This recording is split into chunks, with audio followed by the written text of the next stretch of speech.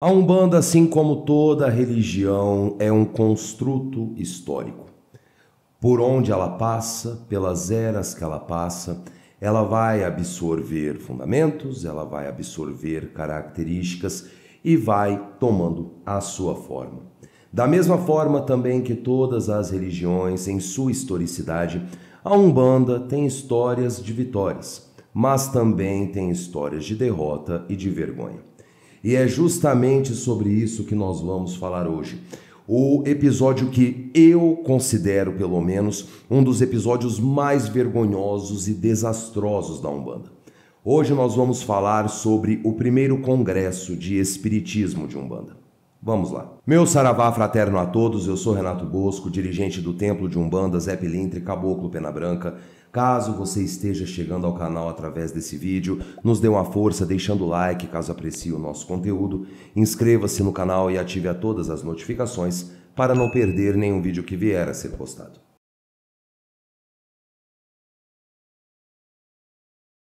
No ano de 1939, Zélio Fernandino de Moraes, funda a Federação de Espiritismo de Umbanda.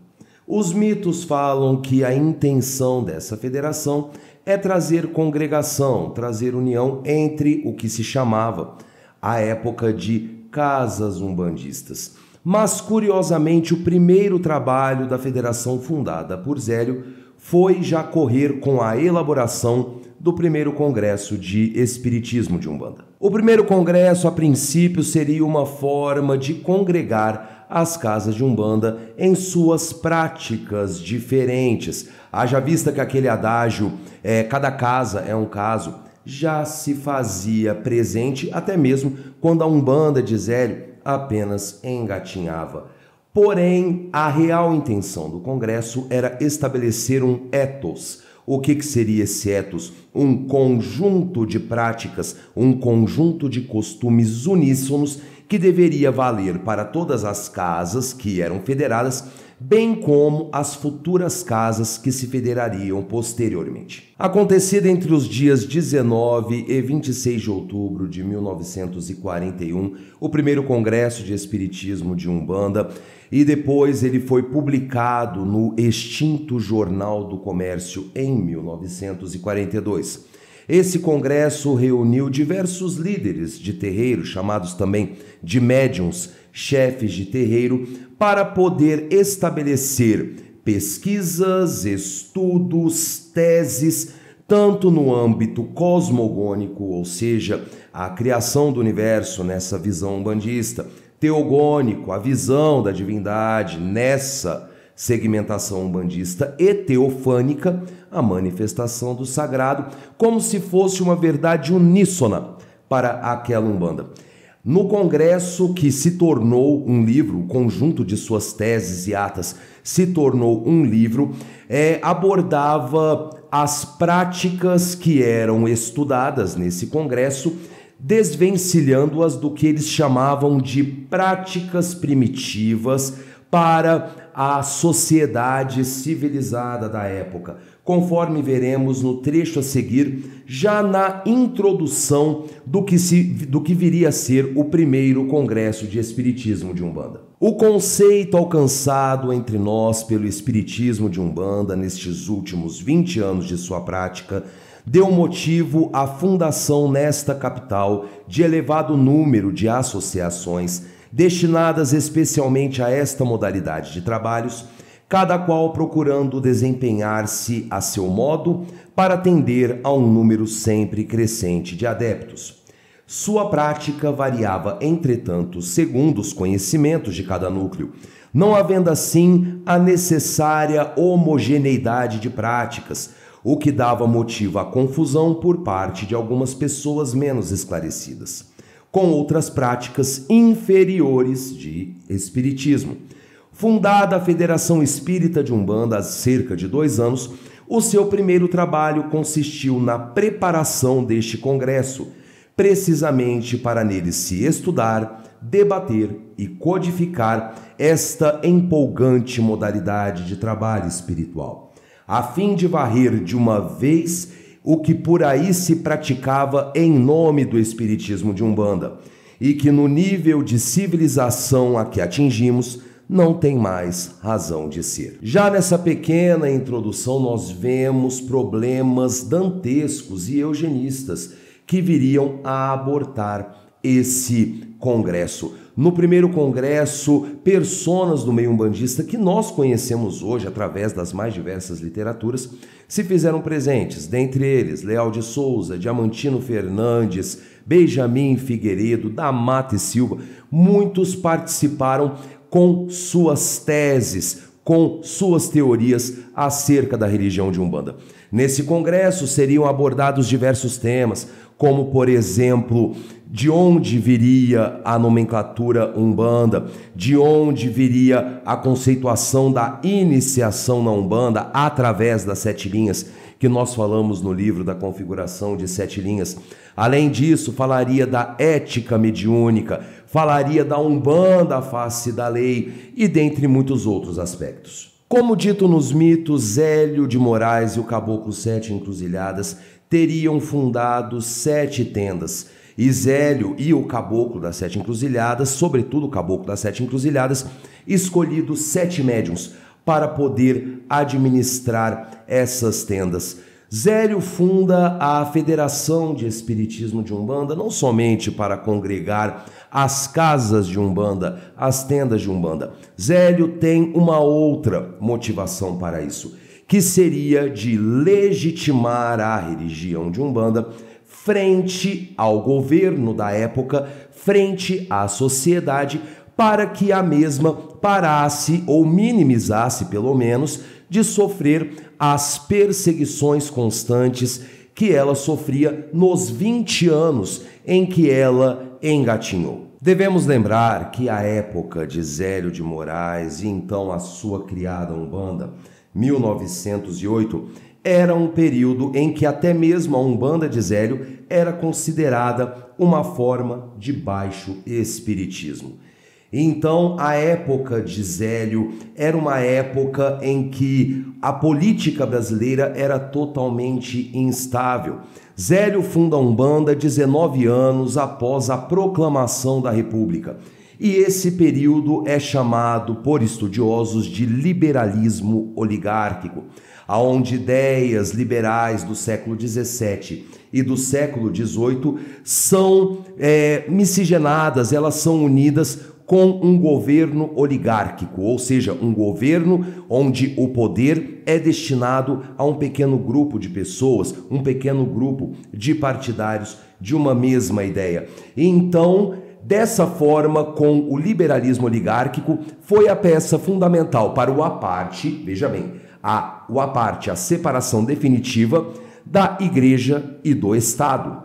Uma vez que Igreja e Estado já não se comunicavam entre si, era natural que pequenos grupos, pequenos movimentos religiosos, que nós chamamos comumente de seitas, acabariam surgindo naquela época e a igreja os perseguiam. Dentre esses pequenos movimentos que vão surgindo, ou pelo menos se tornando difundidos e conhecidos, ou seja, eles perdem o culto fechado e se tornam cultos abertos, é a macumba carioca. E a macumba carioca passa a ser altamente perseguida em decorrência da igreja e também por decisões estatais, por conta de que no ordenamento penal da época havia a condenação por baixo espiritismo.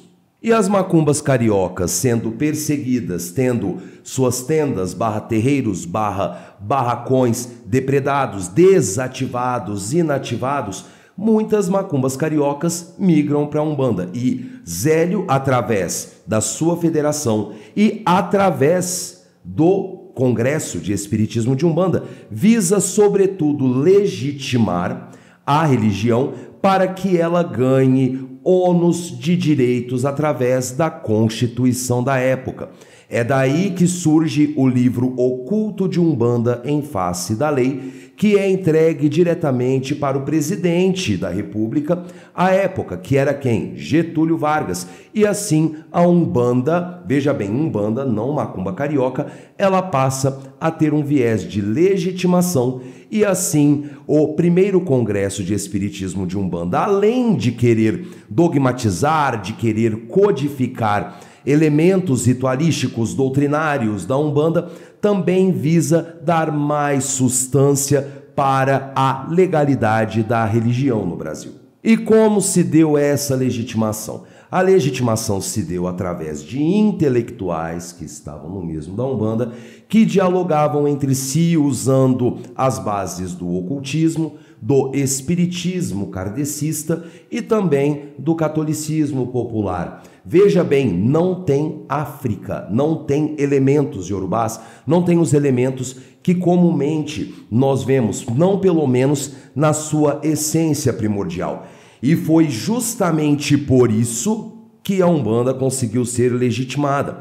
Mas isso não exime a responsabilidade de Zélio de ter sido, claro, um grande influente do que hoje é tão discutido, tão debatido como um embranquecedor da Umbanda. Isso é um fato. Eu defendo Zélio como uma importância histórica para a Umbanda, não como fundador, mas também eu não posso deixar de decretar e, claro, de deixar muito claro que Zélio, através dessa tentativa de tornar a Umbanda legal em vista da lei, elementos do ocultismo, elementos europeus, elementos que não se associavam de forma alguma à cultura africana, foi o que fizeram eles conseguirem legitimar a religião, dar voz ao Congresso e assim vermos grandes escabrosidades. E tudo tem a ver com o Congresso. Zélio, na legitimação, o primeiro Congresso de Espiritismo, que dá voz para aqueles chefes de terreiro, aqueles dirigentes,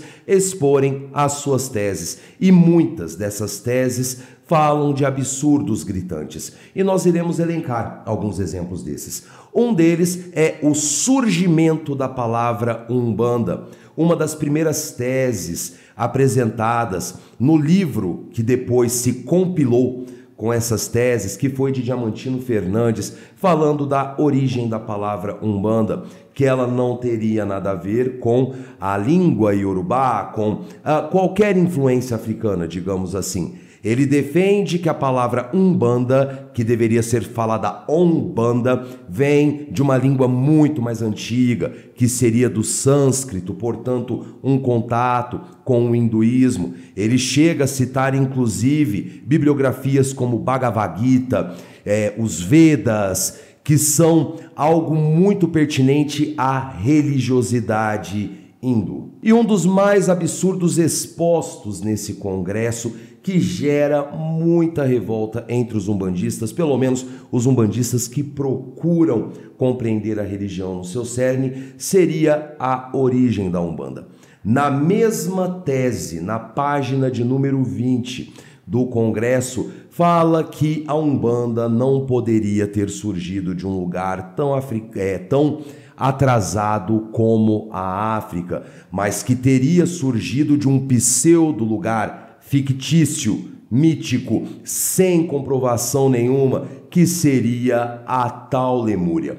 Teria surgido na Lemúria, na África se corrompeu, mas com contato com os hindus vem para acabar com o fetichismo africano. Um grande absurdo. E veja a prova nesse momento. Daí o ritual semibárbaro sob o qual foi a Umbanda conhecida entre nós, e por muitos considerada magia negra ou candomblé.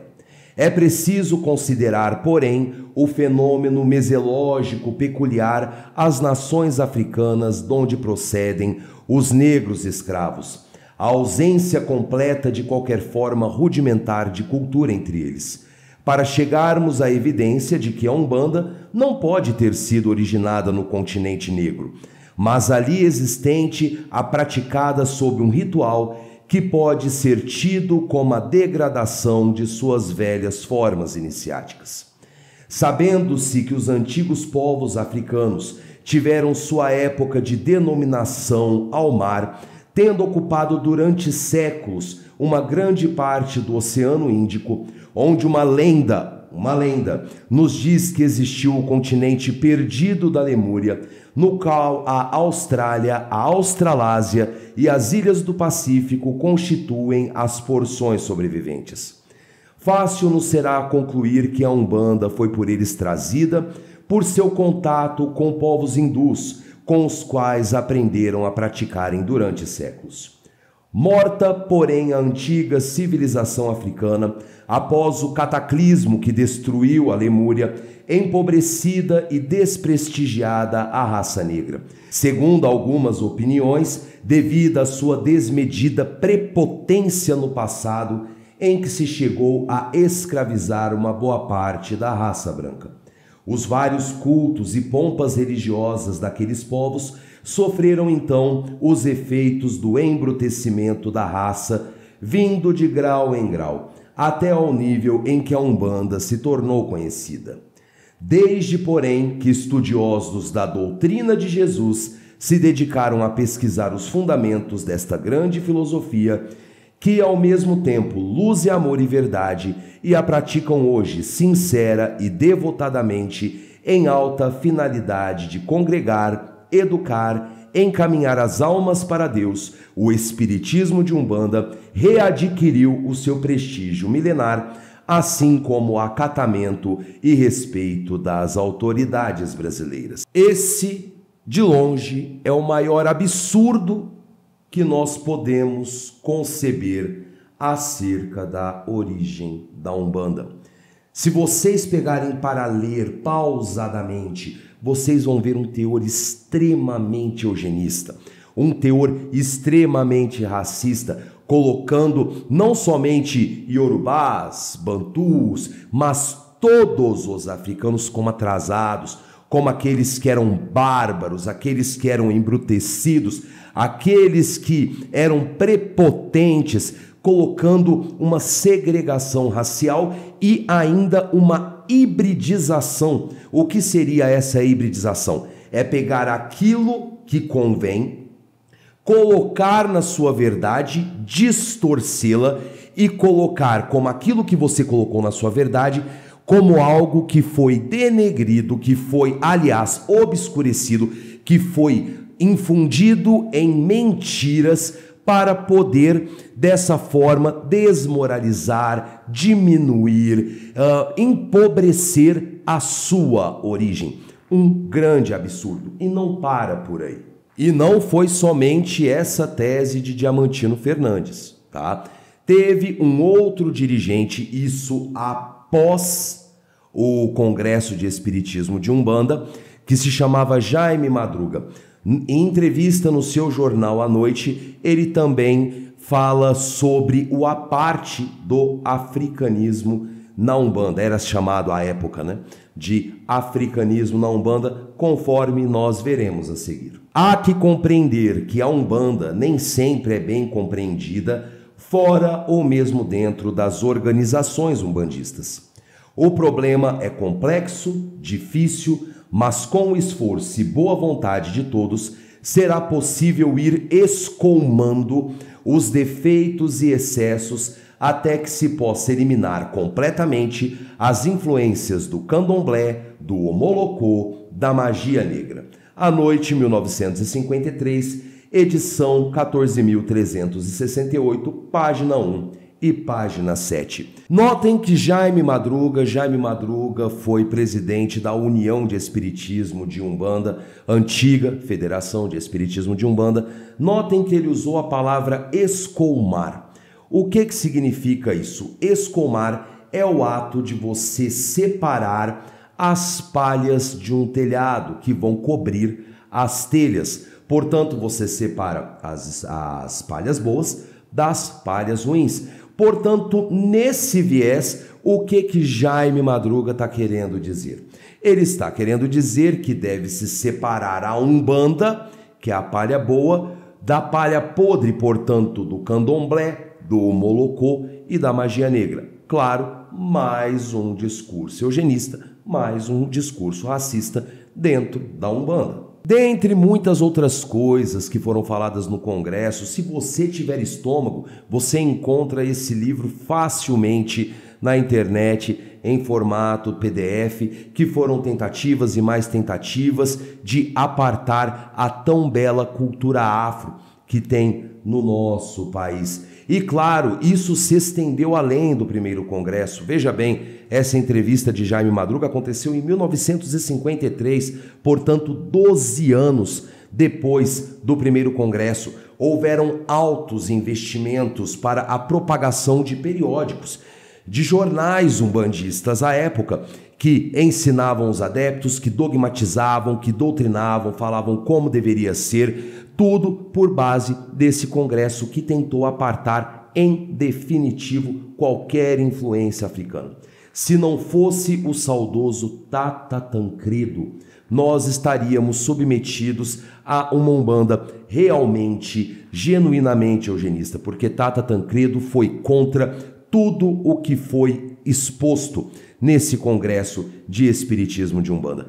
Quanto a Zélio de Moraes, nada muda o fato de que ele escorregou feio em legitimar a religião de Umbanda, tendo por base aspectos etnocêntricos, portanto, apartando a tão bela cultura africana da religião, apenas abraçando aquilo que seria aceitável para a época, mas não muda sua importância histórica, querendo ou não, ele que conseguiu galgar os primeiros passos de laicidade da religião de Umbanda e posteriormente em 1988, já não tendo mais qualquer influência de Zélio de Moraes, porque a Constituição Federal tornou o Estado laico, mas querendo ou não, no intervalo de 1941 a 1988, teve sim a importância de dar certa laicidade pelos motivos errados, que nós devemos reconhecer nas vias de fato,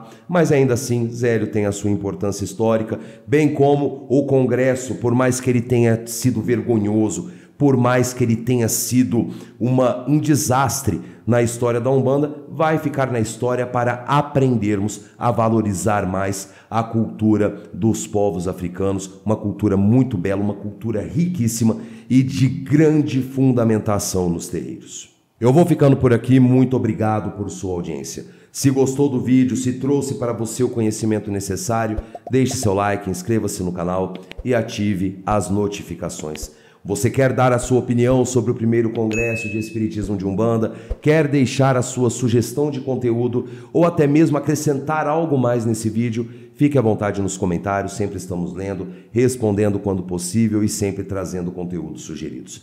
Axé para quem é de axé, amém para quem é de amém, paz e luz, fiquem todos com Deus e até o nosso próximo vídeo. Tchau e até a próxima.